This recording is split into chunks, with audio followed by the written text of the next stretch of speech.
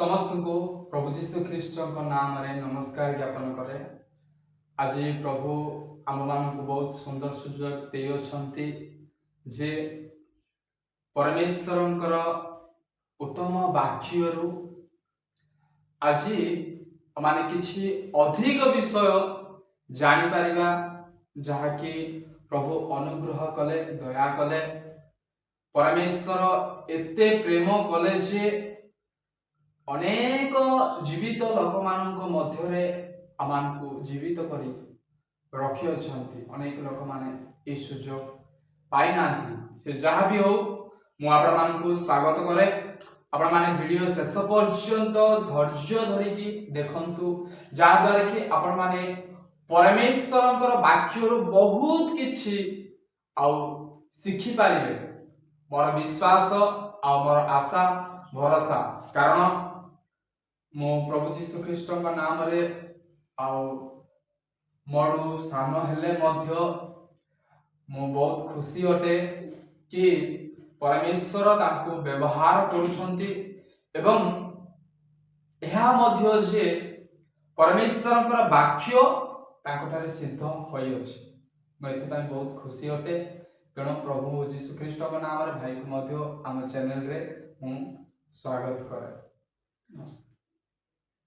ठीक अछि आमे आउ वाक्य मध्यम को जीवा आउ मु आग कार्य पई भाई को अनुमति देउछि। Praise the Lord. समस्त को प्रभुकर से पवित्र महानाम रे मु नमस्कार जणाए एवं सर्वप्रथम प्रभु को धन्यवाद दिए से हमको एते सुंदर सुजोग समय देले एवं तत्संग संगे मु धन्यवाद देबा पई चाहे जे कि चैनल रो जे वर्तमान चैनल टी को ओपन करिसंती तांको नाम हैला सर मैथ्यू कराड। तांको प्रभु अनुग्रह दया आशीर्वाद करंतु। प्रभु तांकरी वाक्य को तांको लोकमानक निकट को पहुंचाइबा निमंते एक माध्यम करिसंती। से माध्यम मानक मध्य यह एक माध्यम अटे। प्रभु को नाम गौरव महिमा प्रशंसा हो। चलंतु आमे आउ डेरी करिबा नहीं। आमे माने प्रभु को से पवित्र जीवंत वाक्य आड़ को अग्रसर हेबा। वाक्य आड़ को अग्रसर हेबा पूर्वरु आमे माने एक पदे छोट प्रार्थना करिबा। तापरे परे आमे समस्त विषय आरंभ करिबा पई जिबा।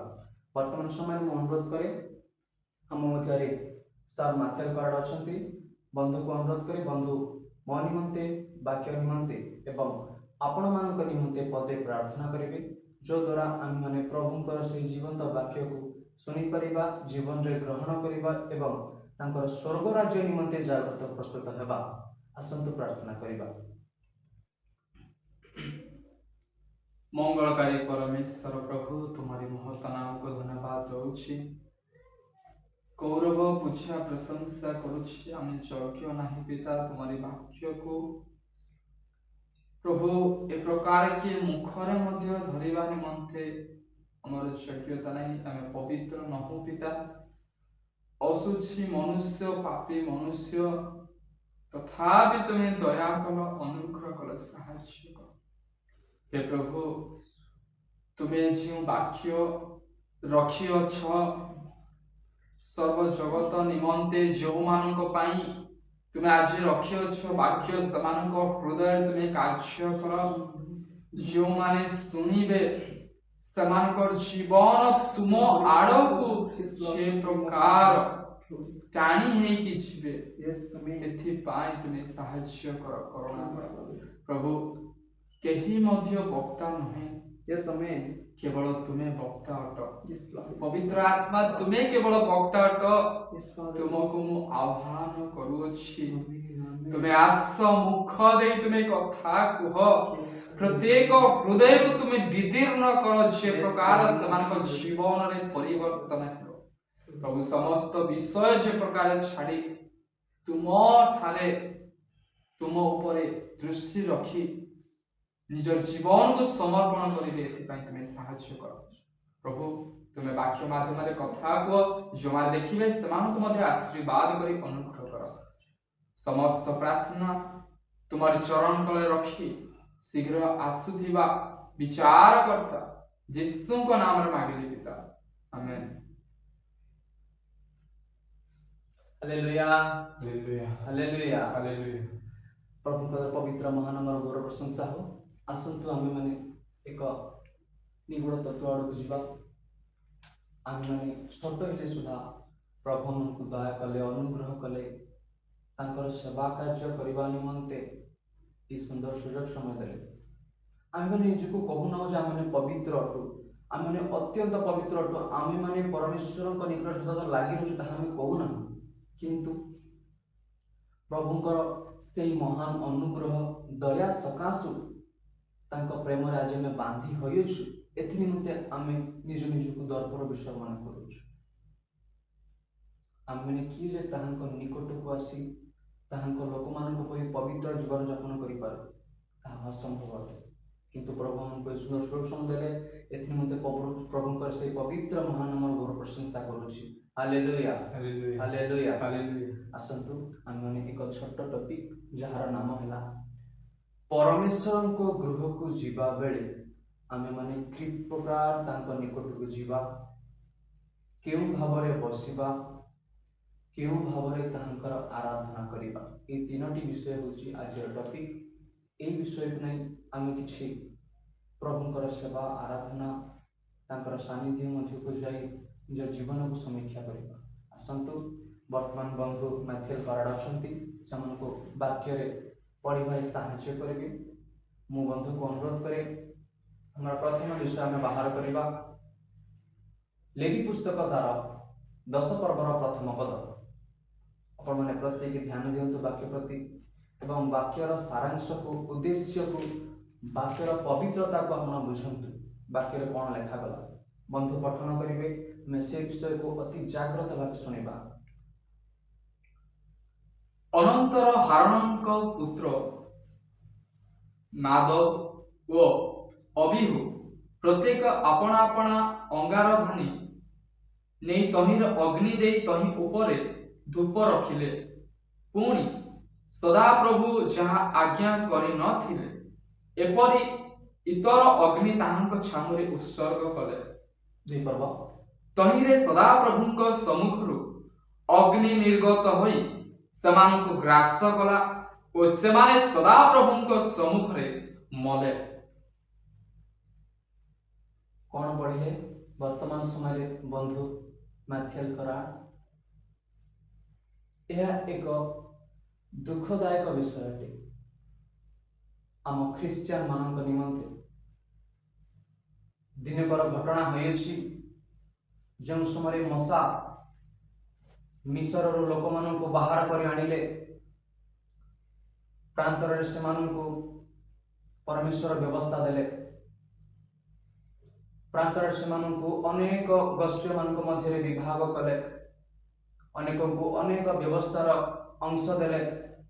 ସେଥିମଧ୍ୟରୁ ମଶାଙ୍କର ସାନ ଭାଇ ହେଉଛନ୍ତି ହାରଣ।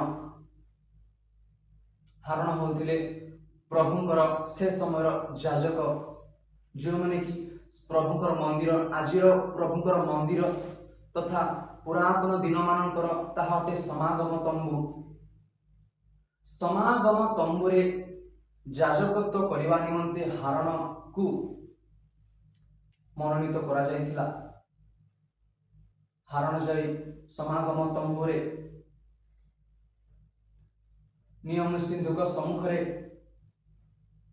ଯାଇ ପ୍ରଭୁଙ୍କର ସେବା ଆରାଧନା କରୁଥିଲେ, ପ୍ରଭୁଙ୍କ ନିମନ୍ତେ ନୈବେଦ୍ୟ ଉତ୍ସର୍ଗ କରୁଥିଲେ, ଇସ୍ରାଏଲ ଲୋକମାନଙ୍କର ପାପକୁ ପ୍ରଭୁଙ୍କ ନିକଟରେ ଥଉଥିଲେ। ପ୍ରଭୁ ସେମାନଙ୍କୁ କ୍ଷମା କରୁଥିଲେ, ସେମାନଙ୍କର ବିନତି ପ୍ରାର୍ଥନା ଗ୍ରହଣ କରୁଥିଲେ। କିନ୍ତୁ ଏକଦା ଯେତେବେଳେ ହାରଣଙ୍କର ସନ୍ତାନ ସନ୍ତତି ଜନ୍ମଗ୍ରହଣ କଲେ, କାରଣ କହିଥିଲେ ହାରଣଙ୍କର ବଂଶର ପ୍ରତ୍ୟେକ ଲୋକ ଯାଜକତ୍ୱ କରିବ। କିନ୍ତୁ ଗୋଟାଏ ଦିନ କ'ଣ ହେଲା ନା, ହାରଣଙ୍କର 2 ସନ୍ତାନ ନାବତ ଓ ଅବିହୁ ଯେତେବେଳେ ତାଙ୍କ ପିତାଙ୍କର ଯାଜକତ୍ୱରେ ଏମାନେ ଯାଜକତ୍ୱ କଲେ, ପରମେଶ୍ୱରଙ୍କ ଦୃଷ୍ଟିରେ ଯାହା କରିବା ଉତ୍ତମ ନୁହେଁ, ଯାହା ମନ୍ଦ ଅଟେ, ତାହା ଏମାନେ କଲେ। ଏହା ଅତି ଦୁଃଖଦାୟକ ବିଷୟ ଅଟେ। ଦିନକରେ ସେମାନେ ସମାଗମ ତମ୍ବୁ ମଧ୍ୟରେ परमेश्वर नैवेद्य उत्सर्ग गले एटारे अति भयंकर विषय अटे। परमेश्वर को निकट को जीवा बेले आमे कि प्रकार जीवा प्रथमे ए विषय को सुनिला परे यार आत्मिक अर्थ कौन आमे सुनिबा जेतेबेले नाबधू अबिहु सदाप्रभु को समागम तुंबरे प्रवेश कले सेतेबेले सेमाने प्रथम पद पढ़िथिबे अनंतर हारणंकर पुत्र नादब ओ अबिहु प्रत्येक अपना अपना अंगार धनी नै तहिरे अग्नि देई तहि उपरे धूप रखिले पुणी सदाप्रभु जा आज्ञा करि नथिले एपरि इतर अग्नि ताहांक छामुरे उत्सर्ग कले ता एहार अर्थ हैला परमेश्वर जहा करिबा निमंते आज्ञा करि नथिले एमाने ताहा कले। इतर अग्नि र अर्थ से जुगरे इतर अग्नि एक घृण्यास्पद विषय अटे जहा परमेश्वर सम्मुख रे उत्सर्ग करिबा उचित नुहे ताहा जदि मनुष्य माने करंती ताहले कोन हुए द्वितीय पद पढंतु तार दुई पद पढंतु तहिरे सदाप्रभुଙ୍କ सम्मुखरु अग्नि निर्गत होई निकटरु होई सेमानकु ग्रास कला ओ सेमाने सदाप्रभुଙ୍କ सम्मुखरे मले जदि आपण माने परमेश्वरଙ୍କ निकटକୁ आसी परमेश्वर जहा आज्ञा करि नाहंती ताहा जदि तांको समागम तंबु मध्यरे करिवे ताले नाबद ओ अबिहु कि प्रकार होइछंती आजि सदाप्रभुଙ୍କ सम्मुखरु मुखरु अग्नि निर्गत होई सेमानकु ग्रास कला ता माने गोटे प्रकार पाउंस हे गले बोधे अग्नि निर्गत हला परमेश्वरंकर वाक्य परमेश्वरंकर जो वाक्य रही केते जे भयंकर अटे कारण परमेश्वर निज मुख द्वारा निजर हस्तलिपि द्वारा व्यवस्था देले कौन कहले परमेश्वर से समय याजक मानकु तुम्भे माने जहा करिबा उचित नुहे ताहा करिबो ही नाही ता माने तांकर वाक्य आकाश पृथ्वी लोप पाइबो किंतु मोहर वाक्य समय कदापि लोप पाई पारिबो नाही विषय यह लेखा माथ्यू तार 21 पर्व 33 पद रे लूक तार 21 पद 33 पद रे क्षमा करी तमने जीवन विवेचना करबा आवश्यक तोळ पद पढंतु 3 पद तो मसा हारण को कहिले सदाप्रभु एही कथा कहिले जो माने आंब निकट को आसंती सेमानक मध्य आमे पवित्र रूपे मान्य हेबा और समस्त लोकंक अग्रते आमे गौरवान्वित हेबा तहिरे हारण मौन हेले ता माने एमाने गोटाए याजकर पुत्र थिले एमाने साधारण जने मूलिया साधारण जने क्षेत्र काम करिबा लोक साधारण जने बिजनेसमैन एमानकर लोक नथिले प्रभु को सम्मुख रे तांका समागम तंबुरे सेवा कार्य करिबा निमंते मनोनीत लोक हारणकर दुई पुत्र थिले या अति भयंकर विषय प्रभु कहिले समस्त अग्रते आमे गौरव प्रशंसा पाई तांको आगरे कि ना पछरे कि ना जो मैंने तांको भय करिवे से तांको आलिंगन करी निज कଳରେ बसाइबे जो मैंने तांको आज्ञा विरुद्ध रे जिवे ताहा अति भयंकर विषय अटे आमे आको कथा पढिबा उपदेशक सलोमन को रचित उपदेशक पुस्तक तार 5 पर्वर प्रथम पद आमे पठन करिबा पांचर तार प्रथम पद आमे एठारु शिक्षा करिबा कि जो विषय व्यवस्था जुगरे से माने करिथिले सेही विषय आजि कि आमर ए वर्तमान मंडली रो जुगरे होउछि तार आत्मिक अर्थ आमे आज बुझिबा पढंतु ତୁମ୍ଭେ ପରମେଶ୍ୱରଙ୍କ ଗୃହକୁ ଯିବା ବେଳେ तुम्भे परमेश्वर गृह को जीवा बेले ସାବଧାନରେ ଆପଣା ଚରଣ ରଖ, सावधान रे अपना चरण रख, କାରଣ ମୂର୍ଖ ମାନଙ୍କର ବଳି ଉତ୍ସର୍ଗ କରିବା ଅପେକ୍ଷା कारण मूर्ख मानकर बळी उत्सर्ग करिबा अपेक्षा ଶ୍ରବଣାର୍ଥେ ନିକଟବର୍ତ୍ତୀ ହେବାର ଉତ୍ତମ। श्रवणार्थे निकटवर्ती हेबार उत्तम। ଯେଣୁ ସେମାନେ ମନ୍ଦ କର୍ମ କରନ୍ତି ବୋଲି ଜାଣନ୍ତି ନାହିଁ। जेणु से माने मंद कर्म करंती बोली जानती नहीं। आज वर्तमान जने चर्च रे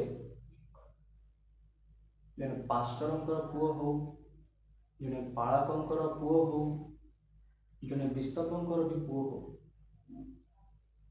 जहार पुओ भी हो, परमेश्वरंकर व्यवस्था पे ताकर वाक्य अटे। ताकर वाक्य जदि गोटाए थरे कुहा होई जाइछि, आकाश पृथ्वी लोप होई जिवो, किंतु ताकर वाक्य प्रमाणे ताकर जहा पाए ता केबे लोप होबो नै। वाक्य आज हमको एहा कहे, आपण जदि परमेश्वर को गृह को जाउछंती कि प्रकार जीवे, सावधान रे आपण चरण रख। से दिन नाबद आ अभिंगर भूल करथिला आपण जानंती। परमेश्वर को गृह को गला बेले से माने मद पी की जाइथिले।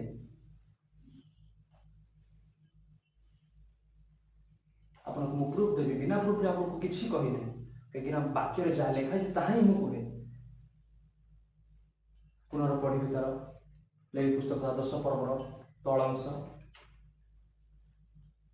आपण माने बुझिया ପାଇଁ चेष्टा करबा, निज जीवन को समीक्षा करबा। प्रभु से दिन नबद आउ अबिहु जे प्रकार मरी थिले, आमनकर से प्रकार दुर्दशा न हो।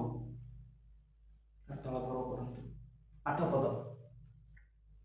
ଅନନ୍ତର ସଦାପ୍ରଭୁ ହାରଣଙ୍କୁ କହିଲେ, अनंतर सदा प्रभु हारण को कहले, ତୁମ୍ଭମାନଙ୍କର ମୃତ୍ୟୁ ଯେପରି ନ ହୁଏ, तुम्भ मानकर मृत्यु जे प्रकार न हुए, ଏଥିପାଇଁ ଯେଉଁ ସମୟରେ ତୁମ୍ଭେମାନେ ସମାଗମ ତମ୍ବୁରେ ପ୍ରବେଶ କରିବ, एथिपाई जेउ समय तुम्हे माने समागम तंबुरे प्रवेश करिवो, ସେ ସମୟରେ ତୁମ୍ଭେ କି ତୁମ୍ଭ ସଙ୍ଗୀ, से समय तुम्हे की तुम्हर संगी, ତୁମ୍ଭର ପୁତ୍ରଗଣ तुम्हर पुत्रगण ଦ୍ରାକ୍ଷାରସ ଓ ମଦ୍ୟପାନ କରିବ ନାହିଁ। द्राक्षारस ओ मद्यपान करिवो नाही। ଏହା ତୁମ୍ଭମାନଙ୍କର ପୁରୁଷାनुक्रमे एहा तुम्भ मानकर पुरुषानुक्रमे अनंतकालीन विधि हेबो।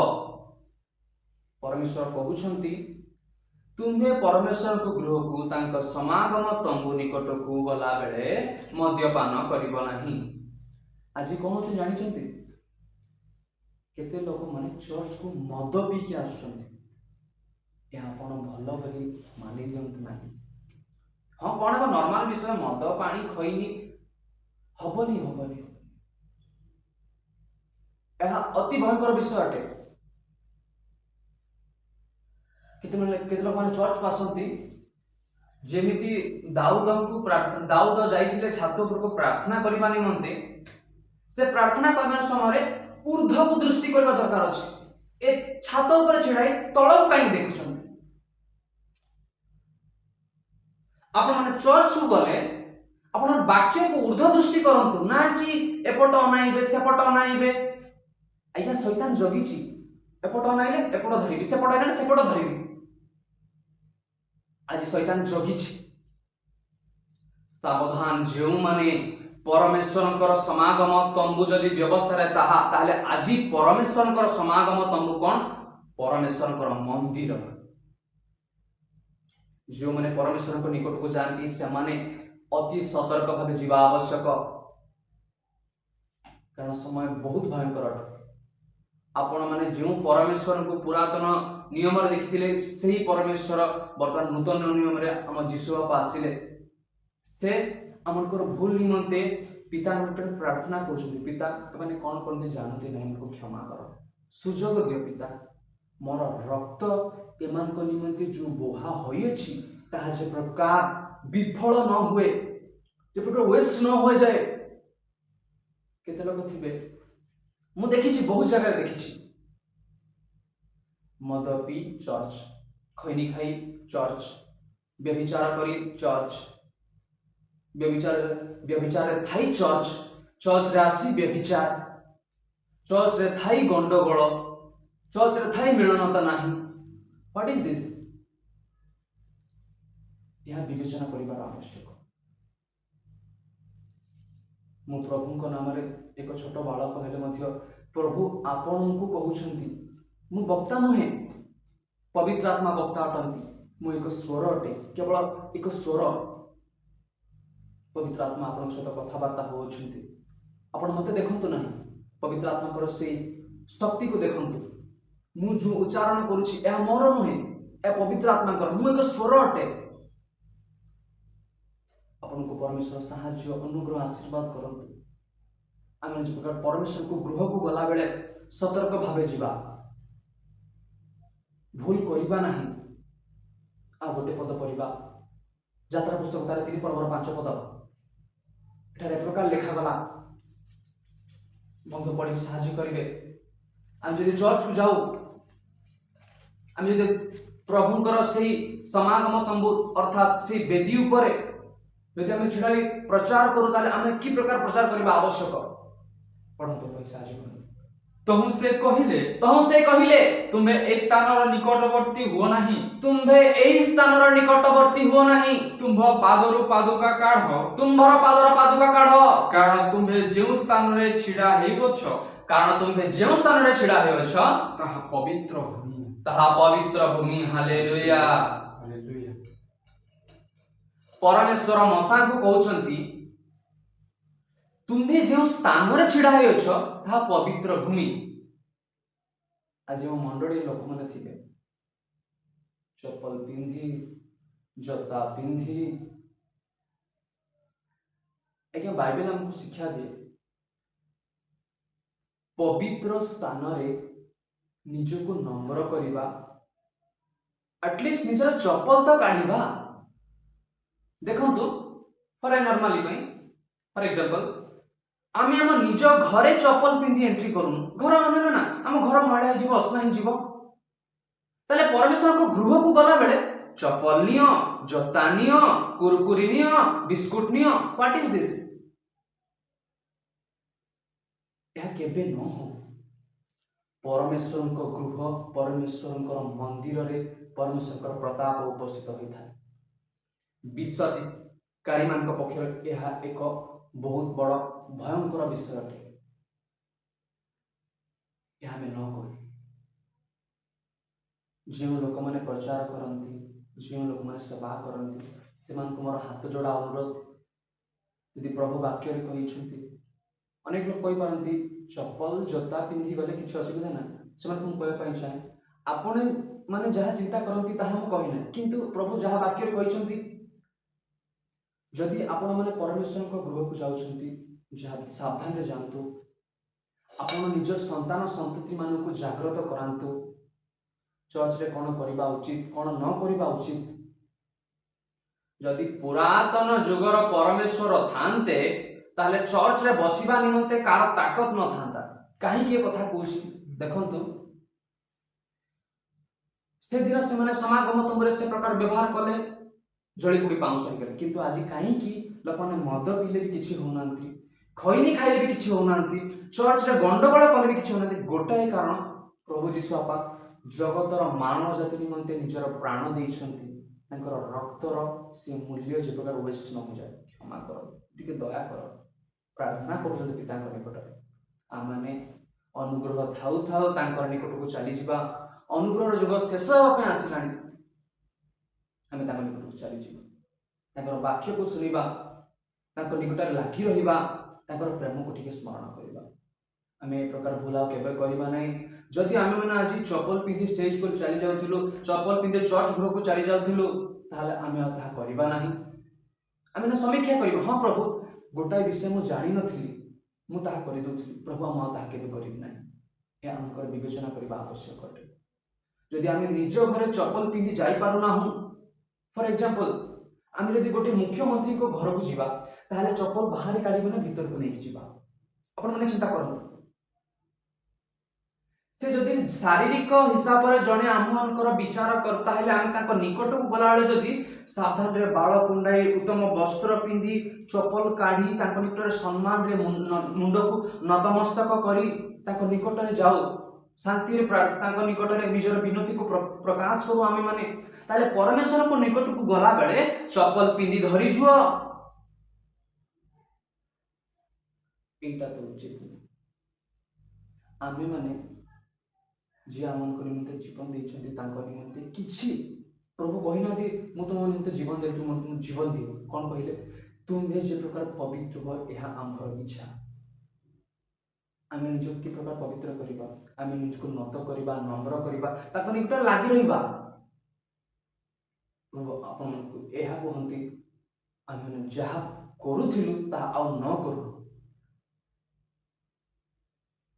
ପ୍ରଭୁ ଆପଣଙ୍କର ସହବର୍ତ୍ତୀ ଅଟନ୍ତି। ପ୍ରଭୁ ଆପଣଙ୍କୁ ଅନୁଗ୍ରହ କରନ୍ତୁ, ଦୟା କରନ୍ତୁ। ଯେଉଁମାନେ ବାକ୍ୟ ଶୁଣିଲେ ସେମାନଙ୍କୁ ଆଶୀର୍ବାଦ କରନ୍ତୁ। ଆଜିର ବାକ୍ୟ ଆପଣଙ୍କୁ ଏହା କୁହେ ଆମେ ଯାହା କରୁଥିଲୁ ତାହା ଆଉ କରିବା ନାହିଁ।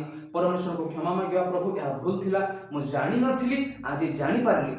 ବାକ୍ୟ ଲେଖାଯାଏ ଯେଉଁମାନେ ସତ୍ୟ ଜ୍ଞାନ ଲାଭ ପରେ ସ୍ୱଚ୍ଛାପୂର୍ବକ ପାପ କରନ୍ତି ସେମାନଙ୍କ ନିମନ୍ତେ ପାପାର୍ଥ ବେଳେ ଅବଶିଷ୍ଟ ନଥାଏ। ତାର ଅର୍ଥ କ'ଣ? ମାନେ ଯଦି ଆପଣମାନଙ୍କୁ ବାକ୍ୟ ଦିଆଗଲା, ଆପଣମାନେ ଶୁଣିଲେ, କୁହାଗଲା, ଆପଣମାନେ ଜାଣିଲେ, ଜାଣି ଯଦି ଆପଣମାନେ ଭୁଲ କରୁଛନ୍ତି ତାହେଲେ କ'ଣ କହିବି? ପରମେଶ୍ୱର ହିଁ ବିଚାର କରିବେ। ଏହା ପ୍ରେମର କହୁଅଛି। ଆପଣଙ୍କ ନିମନ୍ତେ ମୋର ପ୍ରେମ ଥିବା ସକାଶୁ ଆଜି ମୁଁ ଆପଣଙ୍କୁ ପ୍ରେମରେ କହୁଅଛି, ଅନୁଯୋଗ କରି କହୁଅଛି, ଆପଣମାନେ ବିନାଶ ଆଡ଼କୁ ଗତି କରନ୍ତୁ ନାହିଁ। ଯାହା ମଧ୍ୟ ଭୁଲ ଥିଲା ତାହା ଆମେ ଆଉ କରିବା ନାହିଁ। ପ୍ରଭୁ ଏହି ଛୋଟ ପରାମର୍ଶ ଦେଇ ଆମମାନଙ୍କୁ ଆଶୀର୍ବାଦ କରନ୍ତୁ, ଦୟାକରି ଅନୁଗ୍ରହ କରନ୍ତୁ। ଆମେନ୍। ଆସନ୍ତୁ ଆମେ ଛୋଟ ପଦେ ପ୍ରାର୍ଥନା କରିବା। ପ୍ରାର୍ଥନା ପରେ ପରେ ଆମେ ଏହି ବକ୍ତବ୍ୟକୁ ଶେଷ କରିବା। ପବିତ୍ର ପ୍ରେମିକ ମଙ୍ଗଳମୟ ସ୍ୱର୍ଗସ୍ଥ ପିତା, ତୁମେ ସେହି ପବିତ୍ର ମହାନାମର ମହିମା ଗୌରବ ପ୍ରଶଂସା କରୁଛି ବନ୍ଧୁ। ତୁମେ ଧନ୍ୟ, ତୁମେ ଧନ୍ୟ, ତୁମେ ଧନ୍ୟ ବାପା। ତୁମେ ରାଜାମାନଙ୍କର ରାଜା ଅଟ, ପ୍ରଭୁମାନଙ୍କର ପ୍ରଭୁ ଅଟ ବାପା। ତୁମେ ଜଗତର ଏକମାତ୍ର ଅଦ୍ୱିତୀୟ ପରମେଶ୍ୱର ଅଟ ବନ୍ଧୁ। ଆମ୍ଭମାନଙ୍କୁ ନିଜର ଗୌରବ ପ୍ରଶଂସା ନିମନ୍ତେ ପ୍ରଭୁ ତୁମେ ନିର୍ମାଣ କରିଅଛ, ଧନ୍ୟବାଦ ଦେଉଛି। Glory in the name of Jesus, thank you father. ବାପା ତୁମମାନଙ୍କୁ ନିମନ୍ତେ ଯେଉଁ ରକ୍ତ ଦେଇଛ ପିତା, ସେ ରକ୍ତ ସକାଶୁ ବନ୍ଧୁ ଆମେ ଆଜି ପାପ କଲେ ମଧ୍ୟ ପ୍ରଭୁ ତୁମେ ଆଜି ସହ୍ୟ କରି ରହୁଛ ପିତା। କିନ୍ତୁ ପ୍ରଭୁ ତୁମେ ସଦା ସର୍ବଦା ସହ୍ୟ କରିବ ନାହିଁ ପିତା। ତୁମର ବିଚାର ଦିନ ଆସୁଅଛି ବନ୍ଧୁ। ସେ ବିଚାର ଦିନରେ ଯେ ପ୍ରକାର ଆମେ ତୁମର ସେଇ ଗୁପ୍ତ ସ୍ଥାନ ରଖାଯିବ, ଏହା ହିଁ ମୋର ପ୍ରାର୍ଥନା ବାପା। ଯେଉଁମାନେ ଏ ବାକ୍ୟ ଶୁଣିଅଛନ୍ତି ସେମାନଙ୍କ ଜୀବନରେ ପ୍ରଭୁ ତୁମେ ଅନୁଗ୍ରହ ଦାନ ପ୍ରଦାନ କର। ସେମାନଙ୍କୁ ତୁମର ସେଇ ସ୍ୱର୍ଗ ରାଜ୍ୟ ନିମନ୍ତେ ପ୍ରଭୁ ପ୍ରସ୍ତୁତ କର ପିତା। ସେମାନଙ୍କର ପ୍ରଭୁ ଶାରୀରିକ ଆଶୀର୍ବାଦ ନିମନ୍ତେ ମୁଁ ପ୍ରାର୍ଥନା କରୁନାହିଁ ବନ୍ଧୁ, କେବଳ ମୋର ଗୋଟିଏ ପ୍ରାର୍ଥନା ପିତା, ସେମାନେ ଯେ ପ୍ରକାର ବାକ୍ୟ ଶୁଣି ନିଜ ଜୀବନକୁ ପରିବର୍ତ୍ତନ କରିବେ ଏବଂ ସ୍ୱର୍ଗ ରାଜ୍ୟ ନିମନ୍ତେ ଜାଗ୍ରତ ପ୍ରସ୍ତୁତ ହେବେ। ସର୍ବପ୍ରଥମେ ତୁମ ରାଜ୍ୟ ଓ ଧାର୍ମିକତା ପିତା, ତାପରେ ପରେ ସମସ୍ତ ବିଷୟ ସର୍ବପ୍ରଥମେ ଆମେ ତୁମକୁ ସ୍ଥାନ ଦେଇଛୁ, ଧନ୍ୟବାଦ ଦେଉଛୁ ପିତା। ବାକ୍ୟ ଦେଲ, ସାହାଯ୍ୟ କଲ ପବିତ୍ର ଆତ୍ମା ପରମେଶ୍ୱର, ତୁମର ସହବର୍ତ୍ତୀ ଧନ୍ୟବାଦ ଦେଉଛି। ପ୍ରତ୍ୟେକ ତୁମ ଆଶୀର୍ବାଦ କର, ଦୟା କର, ଅନୁଗ୍ରହ କର, ସହବର୍ତ୍ତୀ ସକଳ ମହିମା ଗୌରବ ପ୍ରଶଂସା ତୁମକୁ ଦେଇ ପିତା ପୁତ୍ର ପବିତ୍ର ଆତ୍ମାଙ୍କ ନାମରେ ଯୀଶୁଙ୍କ ନାମରେ ପ୍ରାର୍ଥନା ଆମେ କଲିପିତ। ଆମେନ୍, ଆମେନ୍, ଆମେନ୍। ସମସ୍ତଙ୍କୁ ମୋର ପୁନର୍ବାର ନମସ୍କାର। ଯଦି ପ୍ରଭୁଙ୍କର ଇଚ୍ଛା ହୁଏ ତାହେଲେ ଆମେ ପୁନର୍ବାର ଦେଖା ହେବା। ଆମେନ୍। ଧନ୍ୟବାଦ ଭାଇଙ୍କୁ, ଯିଏ ଛୋଟ ହେଲେ ମଧ୍ୟ ଆଉ ପରମେଶ୍ୱର ତାଙ୍କୁ ମୁଖ ଦେଇ ଆମମାନଙ୍କୁ ସମସ୍ତଙ୍କୁ ଧର୍ମଶାସ୍ତ୍ର ବାକ୍ୟ ବ୍ୟାଖ୍ୟା କରିବା ନିମନ୍ତେ ପବିତ୍ର ଆତ୍ମା ତାଙ୍କ ମୁଖ ଦେଇ କଥା କହିଲେ। ଏବଂ ମୁଁ ଖୁସି ଅଟେ ଯେ ସତ କଥା ଅନେକ ଭାଇମାନେ ଜାଣନ୍ତି ନାହିଁ ଯେ ପରମେଶ୍ୱରଙ୍କ ନିକଟକୁ କି ପ୍ରକାର ଯିବା ଆବଶ୍ୟକ। କାରଣ ପରମେଶ୍ୱର ମଜାକ ନୁହନ୍ତି, ସେ ସତ୍ୟ ଅଟନ୍ତି, ପବିତ୍ର ଅଟନ୍ତି। ତେଣୁ ତାଙ୍କ ନିକଟକୁ ପବିତ୍ର ରୂପେ ଯିବା ଆବଶ୍ୟକ ରହିଛି। ତେଣୁ ମୁଁ ବେଶୀ କିଛି କହିବି ନାହିଁ, ଆପଣମାନେ ସମସ୍ତ ବିଷୟ ଜାଣିଲେ। ଆଉ ଭାଇଙ୍କୁ ମଧ୍ୟ ଧନ୍ୟବାଦ ଯେ ସମୟ ଆମମାନଙ୍କୁ ଦେଲେ। ତେଣୁ ପ୍ରଭୁ ଆପଣମାନଙ୍କୁ ସମସ୍ତଙ୍କୁ ବହୁଳ ଭାବରେ ଆଶୀର୍ବାଦ କରନ୍ତୁ। ଧନ୍ୟବାଦ, ନମସ୍କାର।